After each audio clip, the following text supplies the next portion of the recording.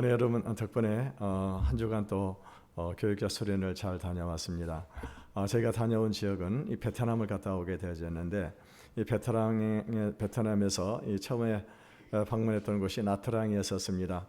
나트랑은 낮 기온이 31도, 32도 정도 되는 그런 아주 뜨거운 그런 날씨였었습니다. 다행히 저희가 도착을 했을 때는 밤에 새벽에 도착을 해가지고, 그래서 그곳에 하룻밤을 자고, 그러고 난 다음에 이제 아침 식사를 하고 난 다음에 달랏이라고 하는 곳으로 이동을 했습니다. 이 달랏이라고 하는 것은 어떤 곳인가? 달랏은요, 숨겨진 그런 지역이었어서 한동안에요. 숨겨진 지역이어가지고 이 전쟁이 일어날 때마다 전쟁의 피해를 겪지 않은 그런 지역이었는데, 그것이 해발 1560m 지점에 위치하고 있는 그런 지역이었습니다. 가장 높은 산은 2180m가 높은 그런 산인데, 여러분 해발 1560m 정도면은 어느 정도 높이가 되겠습니까? 대관령 가보셨습니까? 대관령 가다 보게 차를 타고 가다 보게 되면 귀가 삐하고 귀가 이렇게 먹먹해지고 하는데, 대관령이 해발 700m입니다. 그런데 1560m 지점에 이 지역이 이렇게 형성이 되어 있는데, 크기가 얼마나 되느냐?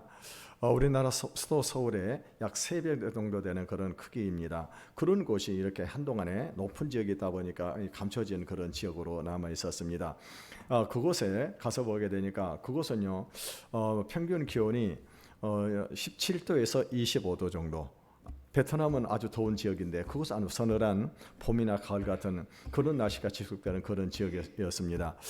그곳에 가서 봤더니, 그곳은요, 아주 잘 사는, 베트남에서 아주 잘 사는 그런 나라 지역이었습니다. 그곳에 가서 보게 되면은요, 온통 이 지역이 이 유럽풍으로 된 그런 주택들이 다 지어져 있고요, 인구가 약 30만 명이 사는 그런 곳입니다. 그런데 이곳이 베트남 지역에서는 아주 잘 사는 그런 지역입니다. 그리고 여기에는 이 대학이 하나가 있는데, 베트남에서 3대 성과라고 꼽을 수 있는 그런 대학이 있다고 하는 거예요. 우리나라 서울대, 연고대와 같은 그런 지역 그 대학이 그곳에 있는데, 그곳에서 가장 높은 지원율을 보이는 학과가 무슨 학과냐 궁금하시죠?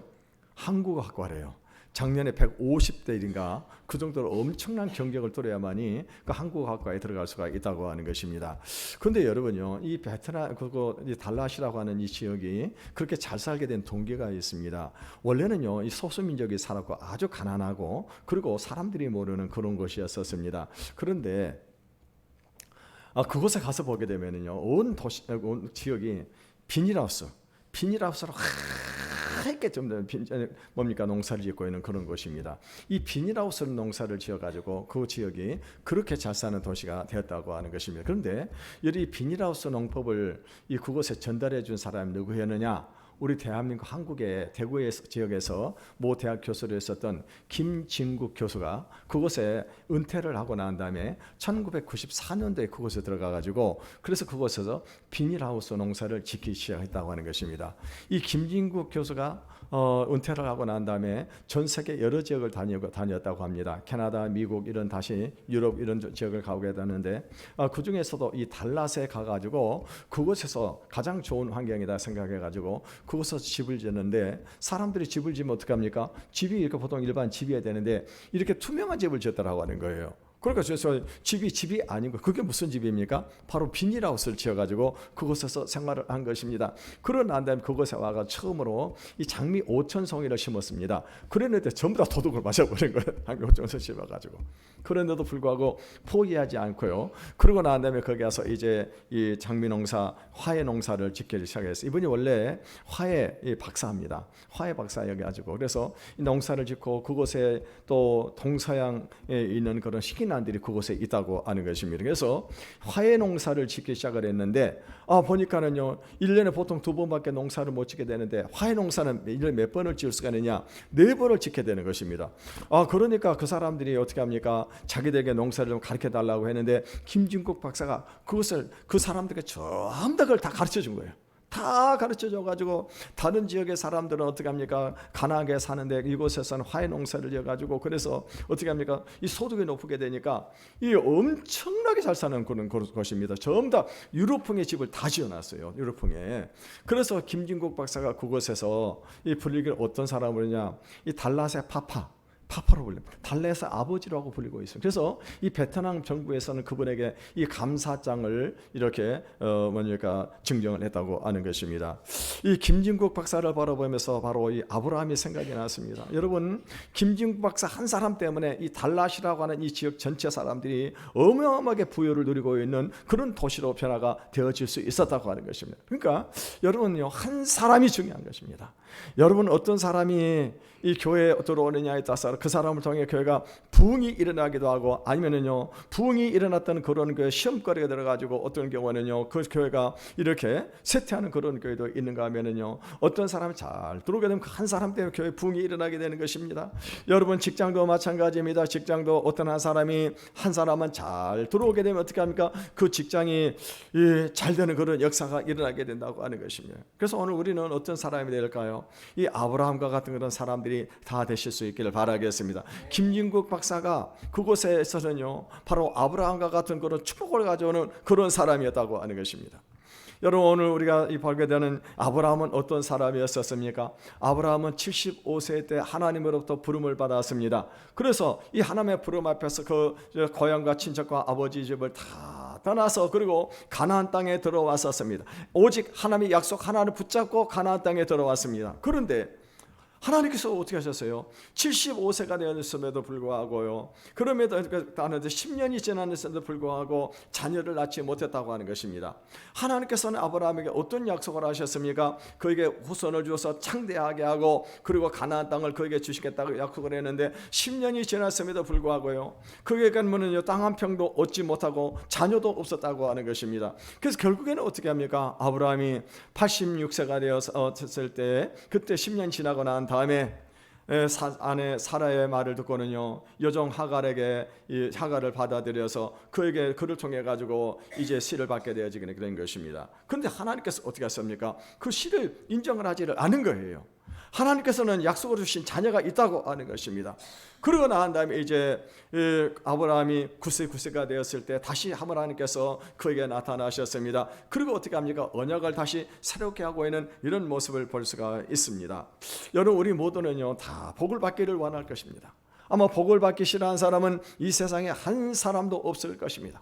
우리는 복을 받고, 그리고 우리가 복을 받을 뿐만 아니라 특별히 우리 예수 믿는 사람들은 우리가 복을 받아가지고 다른 사람을 축복하는 축복의 통로로 살아가고 싶은 그런 마음을 가지고 있다고 하는 것입니다. 그런데요, 여러분요, 그렇다고 해가지고 어떻게 합니까? 다 복을 받는 것이 아니라고 하는 것입니다. 복을 받는 사람이 있고 복을 받지 못하는 그런 사람이 있습니다. 그런데 성경에는 어떤 사람이 복을 받느냐? 그것은요, 하나님의 약속의 말씀을 듣고 그 말씀대로 사는 사람이 복을 받는다라고 그렇게 말씀을 하고 있습니다. 그러므로 여러분, 오늘 여기는 저와 여러분들이 복을 받기 위해서는요, 하나님의 약속의 말씀을 듣고 그 말씀대로 순종하시기를 바라겠습니다.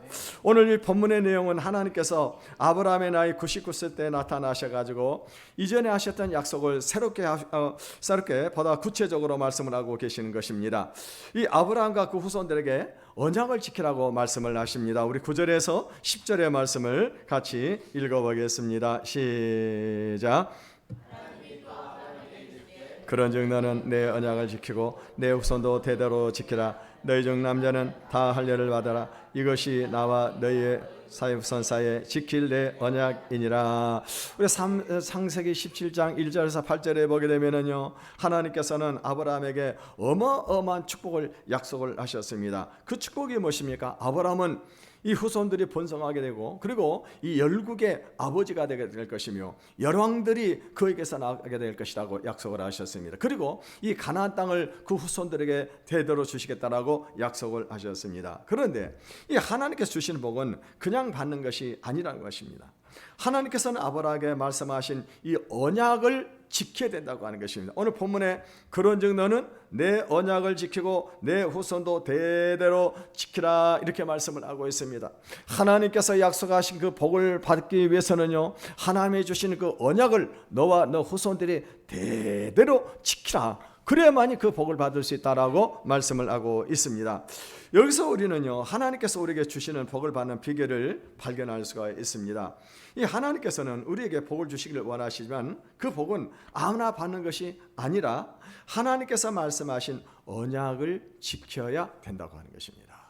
여러분, 미국의 하워드 장군은요 아주 독실한 그런 이 기독교인이었었습니다.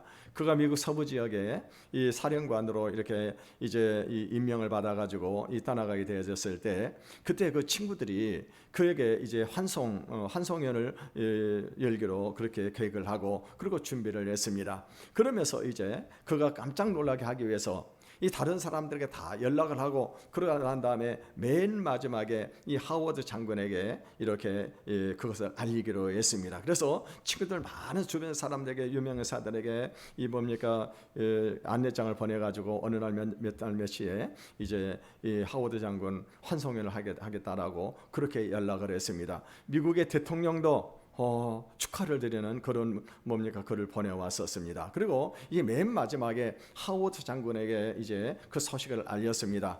그랬더니 하워드 장군이 무슨 말을 하게 되는 것입니까? 나는 그날에 참여할 수가 없다고, 다른 선약이 먼저 있다고 하는 것입니다. 그날이 무슨 요일이냐? 수요일이었었습니다.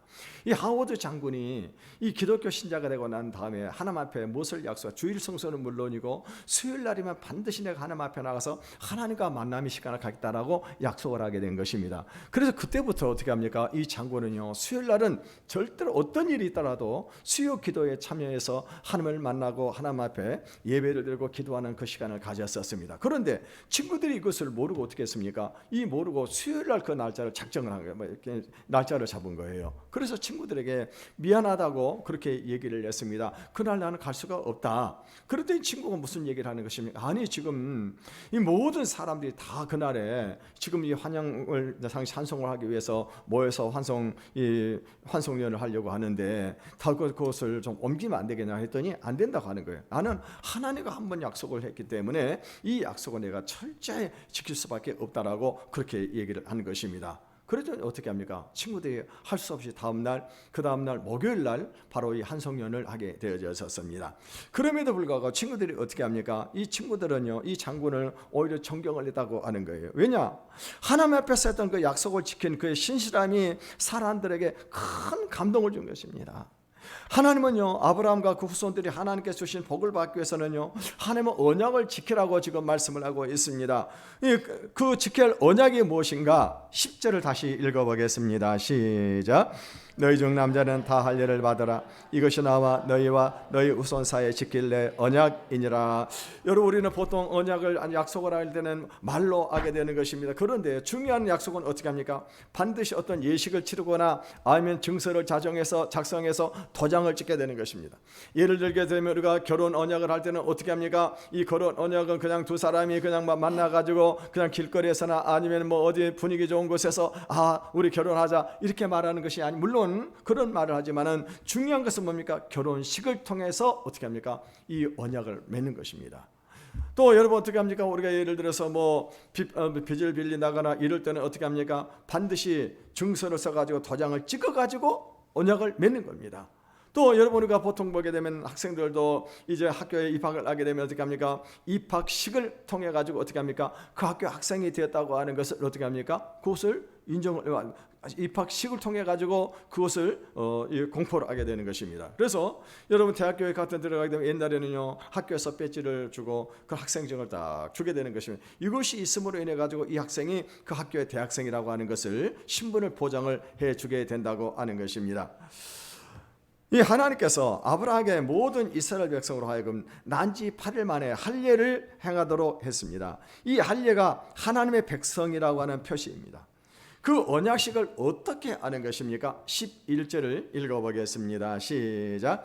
너희는 포피를 베어라. 이것이 나와 너희 사이의 언약의 표징이니라.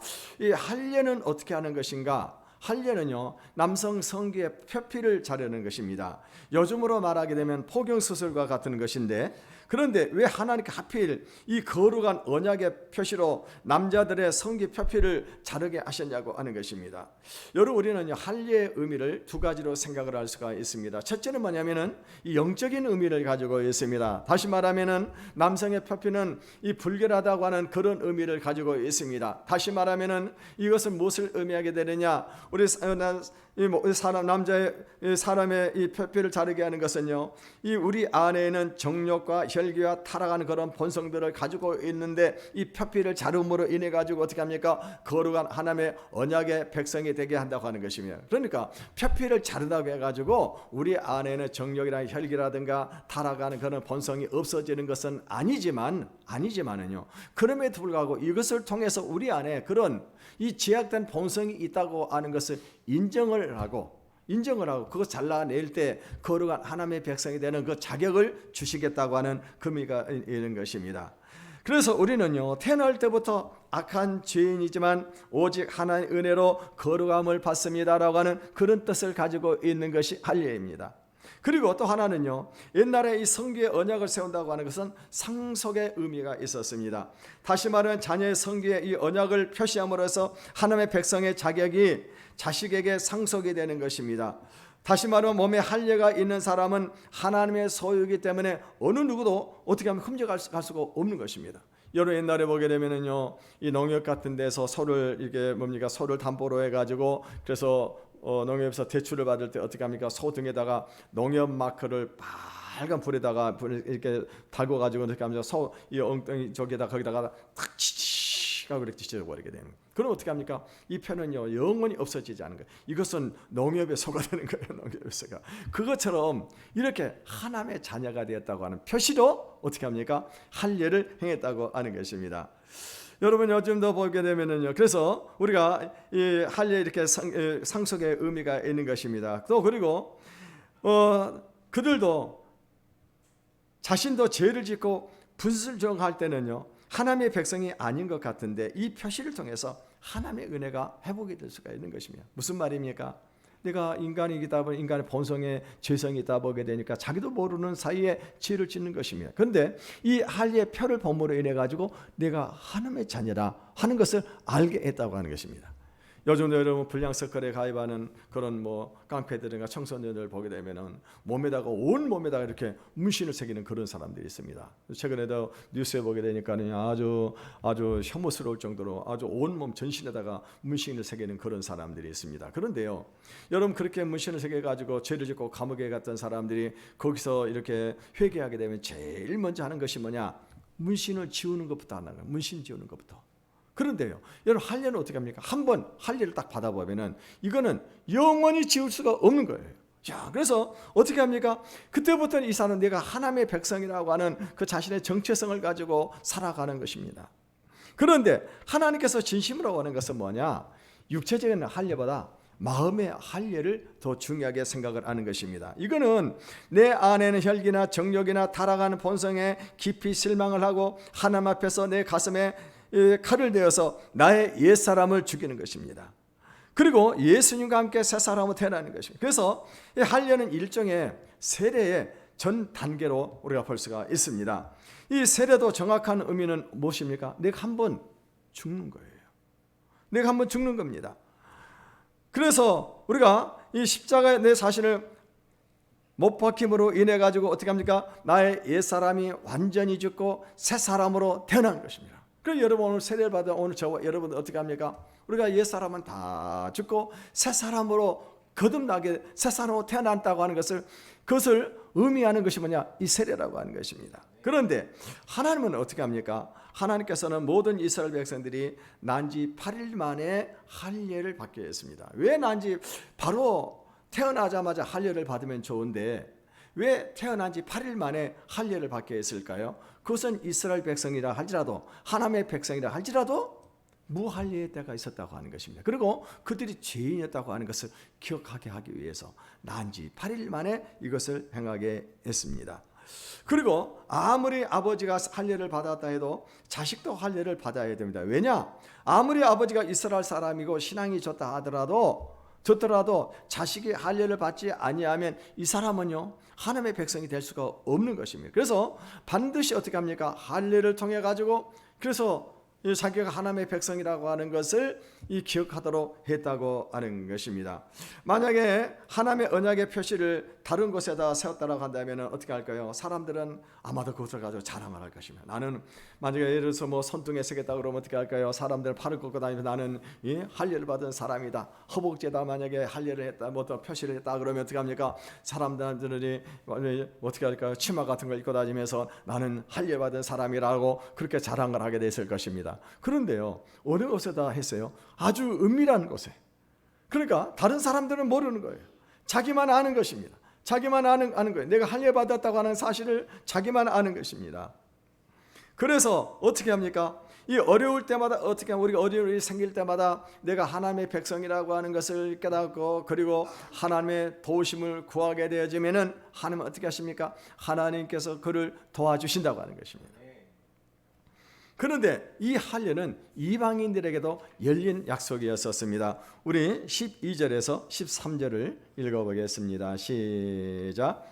너희 대대로 모든 남자는 집에서 난 자나 또는 너희 자손이 아니라 이방 사람에게서 돈으로 산 자를 막론하고 난 지 8일 만에 할례를 받을 것이라. 너희 집에서 난 자든지 너 돈으로 산 자든지 할례를 받아야 하리니 이에 내 언약이 너희 살에 있어 영원한 언약이 되려니와. 이스라엘 자손들은요 모두가 다 할례를 받아야 됩니다. 그런데 이스라엘 자손만이 할례를 받는 것이 아닙니다. 이스라엘 자손들 중에는요 이방인들 노예를 데리고 사는 그런 사람들이 있었습니다. 또 이방인들 이스라엘 족속 안에 이방인들이 살고 있었다고 하는 것입니다. 그런데 이 사람들이 하나님의 자녀가 되게 하면 어떻게 되느냐? 이방인들도 할례를 받으라고 하는 거예요. 사실 여러분 이스라엘 족속 가운데 살고 있는 이방 족속들은 이방인들은 어떤 사람들입니까? 대부분 노예요 종이라고 하는 것입니다. 고향을 떠나고 그리고 친구들과 가족들을 만나 떠나서 종으로 살고 있는 그런 사람들입니다. 이 사람들은 희망이 없는 그런 사람인데 그럼에도 불구하고 이 사람들에게 할례를 행해 가지고 하나님의 은혜 안에 거하도록 하라고 하는 것입니다. 그러면 어떻게 합니까? 이방인들이어도 할례를 행하면 이 사람은 어떤 족속이 되는 것입니까? 하나님의 언약의 축복을 받을 수 있는 하나님의 백성들이 될 수 있다고 하는 거예요. 여러분 이것이 이방 사람들에게 얼마나 큰 축복입니까? 그래서요 이 할례를 받은 이방인들 어떻게 합니까? 안식일이 오게 되면은 안식일의 규정을 따라서 그들이 쉴 수가 있는 것입니다. 뿐만이 아닙니다. 이방인 여자들이 만약에 이스라엘 백성들하고 남자들과 결혼을 하게 되면 어떻게 합니까? 이스라엘 남자들하고 결혼을 하게 되면은 바로 이스라엘 땅을 그들이 유업으로 받을 수가 있는 이 어마어마한 축복을 받을 수 있다고 하는 것입니다. 그래서 이 성경에 보게 되면 하나님께서는 요엘 선지자를 통해 가지고 약속하신 것이 무엇입니까? 그때가 오게 되면은 남종과 여종에게 내 영을 부어 주겠다고 말씀을 하셨어요. 내 영. 이것은 신약 시대에 우리에게 주시고 축복을 지금 말씀을 하고 있는 것입니다. 그래서 이 놀라운 축복 안에 이 이방인들이 들어올 수 있도록 했다고 하는 것입니다. 그래서 오늘 여기는 저와 여러분들이 어떻게 합니까? 이방인이었지만 우리가 하나님의 백성이 될 수가 있는 그런 근거가 되는 것이 바로 오늘 이 성경의 말씀이라고 하는 것입니다. 그래서 하나님께서 우리에게 기대하는 것이 뭐냐? 우리가 완벽한 그런 신앙생활을 기대하는 것이 아닙니다. 하나님께서는요 우리가 하나님 그 은혜에 감사하고 부족하지만 하나님의 말씀에 순종하는 것입니다. 누구에게 하나님의 능력의 역사가 나타나게 되는가? 하나님의 말씀을 듣고 순종하는 사람들에게는 하나님의 은혜와 축복이 임하는 것을 믿으시기를 바라겠습니다. 여러분 이 호주의 브리즈번에서 이 목사님의 아들로 태어난 그런 사람이 있었습니다. 이 사람은 태어나면서부터 이 테트라 아멜리아라고 하는 병을 갖고 이 선천적인 장애를 가지고 태어났습니다. 이 사람은 어떤 몸으로 태어나느냐? 태어날 때부터 두 팔이 없어요. 그리고 발이 없습니다. 엉덩이 밑에 바로 발이 있긴 있는데 엉덩이 밑에 마치 오리발처럼요. 오리발처럼 작은 발이 있어가지고 거슬거리며 뒤뚱거리는 그런 사람입니다. 여러분 생각을 해보십시오. 얼마나 태어날 때부터 비참한 그런 운명을 가지고 이 세상에 태어났습니까? 그래서 이 사람은요 이 자살을 시도한 적이 있었어요. 10살 때 자살을 시도했는데도 불구하고 자살을 하지를 못했습니다. 그런데 이 사람이 바로 이 기독교 신앙을 갖게 되어졌었습니다. 그래서 기독교 신앙을 가지면서 희망을 품기 시작을 했어요. 그래서 이 사람이 부단한 노력을 했습니다. 이 그 오리 팔도 없고 그리고 오리발처럼 달려 있는 그 작은 발, 작은 발을 가지고 이렇게 움직이게 되는데 그 작은 발을 가지고 어떻게 합니까? 책을 넘기고 그리고 글을 읽고 즉 작은 발을 가지고 타이핑을 하는 겁니다. 워드를 치는 거예요. 그러면서 이 사람이 나중에 어떻게 합니까? 이 사람이 나중에는요, 이 대학에 들어가게 되어지게 되는데 그리피스 대학에서 회계학과 제막을 전공했던 그런 전공자가 되었습니다. 전공자가 되었어요. 이 사람은요, 부단한 이 노력을 기울인 끝에 이 골프도 치고 그리고 농구도 하고 테니스도 한다고 하는 거예요. 여러분 그거 보지를 못했습니다만은요, 어떻게 그런 몸을 가지고 농구를 하고 이 골프를 칠 수가 있겠습니까? 그런데요, 이 사람은요 거기에 포기하지 않았다고 하는 거예요. 이 사람은 희망을 가지고 부단한 노력을 기울였었습니다. 그래서 지금은요 전 세계에 전 세계를 다니면서 유명한 그런요 이 간증 집회를 하고 있는 간증의 주인공이 되어 있습니다. 그래서 이 사람은 가는 곳곳마다 사람들이 어떻게 합니까? 희망의 전도자로 삶을 살아가고 있습니다. 뿐만이 아니면 지금 목사가 되어가지고 그래서 어떻게 합니까? 목회를 하고 있는 그런 사람인데 그런 몸을 가지고도 희망을 잃지 않았기 때문에 이 사람은요 구두를 한 컬을 딱 준비해 놓고 있다고 하는 거예요. 하나님께서 기적을 베풀어 주시면 자기도 발이 자라나 가지고 그래서 이 신발을 신어야 되겠다라고 하는 그렇게 얻은 그 희망을 가지고 살아가는 사람이 바로 이 사람입니다. 뿐만이 아닙니다. 그런 몸을 가졌는데도 불구하고 한 일본 아름다운 그런 이 미인 여성이 이분과 결혼을 해가지고 지금 자녀를 둘을 낳았습니다. 자녀 둘을 낳았는데 이 두 자녀들은 비장애인이라고 하는 것입니다. 여러분요, 이 사람이 누구냐? 이 사람이 바로 닉 부이치치입니다. 우리나라에도 와가지고 그래서 수년 전에 와서 이 간증 집회하고 많은 사람들에게 엄청난 영적을 도전을 줬던 그런 사람이었었어요. 여러분요, 이렇게 도저히 우리가 생각했을 땐 불가능한 그런 이 상태로 이 세상에 태어났지만 그럼에도 불구하고 하나님을 믿는 그 믿음을 가지고 도전을 한 거예요. 도전을 했더니 어떤 사람입니까? 정상인보다도 훨씬 더 많은 사람들에게 영적인 영향력을 미치는 그런 사람이 될 수 있었다고 하는 것입니다. 여러분 오늘 여기 저희 여러분들이 이와 같은 믿음을 가지시기를 바라겠습니다. 우리가 만약에 이 믿음을 가지고 그리고 우리가 혼신의 노력을 기울인다고 한다면요, 우리는 얼마나 멋진 인생을 살아갈 수 있는지 모르는 것입니다. 그 비결이 무엇일까요? 우리는 하나님의 약속의 말씀을 믿고 믿음으로 도전하는 거예요. 그러면은 우리도 그 같은 삶을 살 수 있는 것입니다.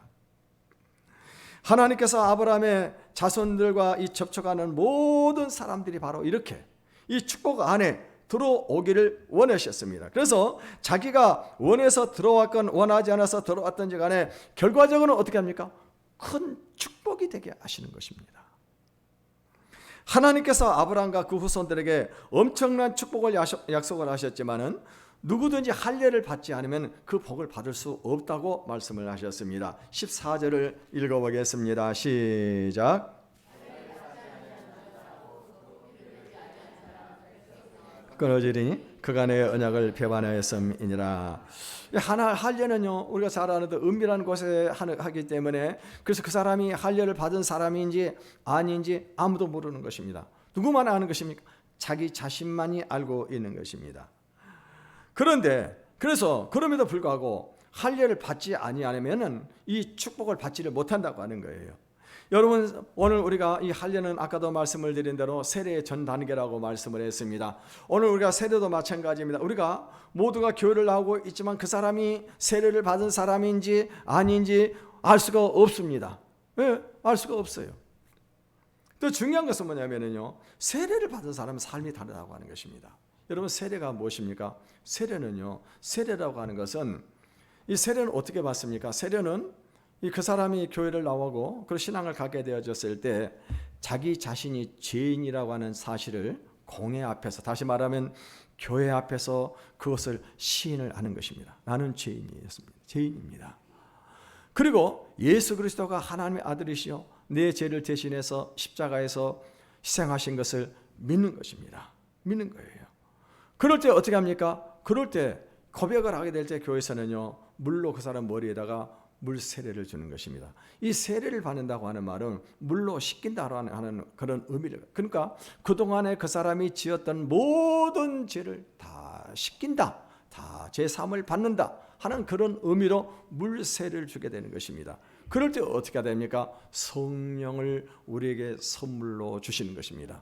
성령을 선물로 주게 될 때 그때부터 어떻게 합니까? 성령님이 우리 삶을 관여하시고 그래서 우리 삶을 인도해 가신다고 하는 것입니다. 성령님께서 우리에게 말씀을 하실 때 어떻게 합니까? 그 뜻을 따라 순종해 나아가게 될 때 결국에는 어떻게 합니까? 하나님께서 주시는 복을 받을 수가 있다고 하는 것입니다. 그러니까 여러분 세례는 어떤 것 같다? 결혼식과 같다라고 우리가 생각할 수가 있습니다.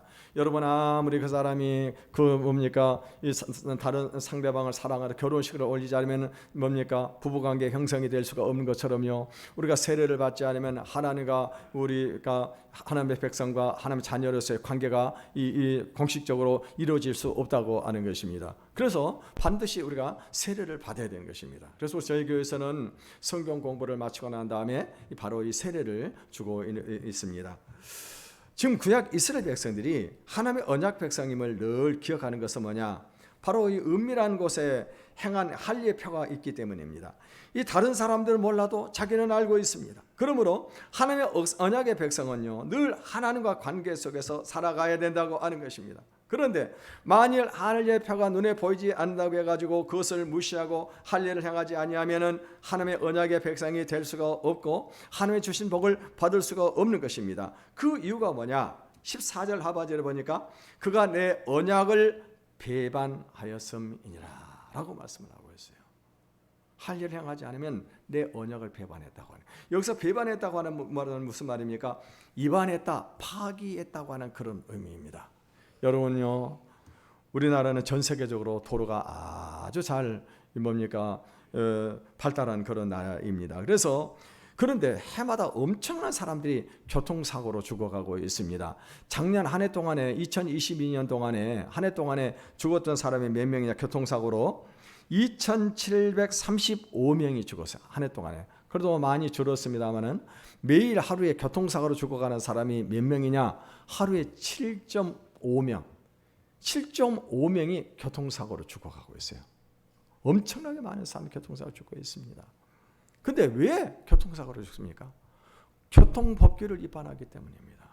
신호를 위반하거나 중앙선을 위반하거나 아니면 그런 이 법규를 위반하기 때문에 이렇게 많은 사람들이 이렇게 좋은 차를 타고 다니고 도로가 잘 잡혀 있는데도 불구하고 죽어가고 있다고 하는 것입니다. 하나님께서 아브라함과 그 후손들에게 엄청난 축복을 약속을 하셨는데 그 언약을 지키지 않으면 그 축복을 받을 수 없다라고 말씀을 하고 계십니다. 그렇다면 오늘 우리 그리스도인이 지켜야 할 이 하나님의 언약이 무엇입니까? 그래서 바로 신구약 성경인 것을 믿으시길 바라겠습니다. 여러분, 신구약 성경에 하나님께서 우리에게 약속하신 이 축복이 많이 기록이 되어 있습니다. 특별히 우리가 구약 성경 레위기 26장 3절에서 13절 그리고 신명기 7장 12절에서 24절에 보게 되면은요, 하나님께서 우리에게 주신 이 축복이 무엇입니까? 우리에게 물질적인 복, 건강의 복, 그리고 산업의 복, 자녀의 복, 가정의 복을 말씀을 하고 있습니다. 우리가 하나님의 약속의 말씀을 지킬 때 어떻게 합니까? 이 복을 우리에게 주시겠다고 하는 것입니다. 여러분, 신약성경에서 예수님께서 우리에게 주신 축복이 무엇입니까? 마태복음 28장 19절에서 20절을 보게 되면 그러므로 너희는 가서 모든 족속으로 제자를 삼아 아버지 아들과 성령의 이름으로 세례를 주고 내가 너에게 분부한 모든 것을 가르쳐 지키게 하라. 그리하면 내가 세상 끝날까지 너희와 영원히 함께 있으리라고 그렇게 약속을 하셨어요. 우리 하나님의 약속의 말씀을 지킬 때 어떻게 합니까? 주님이 우리 삶 속에 함께 계시는 것입니다. 주님이 우리 삶 속에 함께 계시면 어떤 일이 벌입니까? 주님이 함께하는 그런 역사가 나타나게 되어진다고 하는 것입니다. 그 복을 받을 수 있다고 하는 것입니다. 오늘 우리 모두는 다 복을 받기를 원합니다. 복을 받기 싫어하는 사람은 아무도 없을 것입니다. 중요한 것은 뭐냐? 우리가 주님께서 주시는 이 약속의 말씀을 지키시기를 바라겠습니다. 그럴 때 하나님께서는 우리가 복을 받고 축복의 통로로 살아갈 수가 있습니다. 이와 같은 삶을 살아가시기를 주님의 이름으로 축원을 드리겠습니다.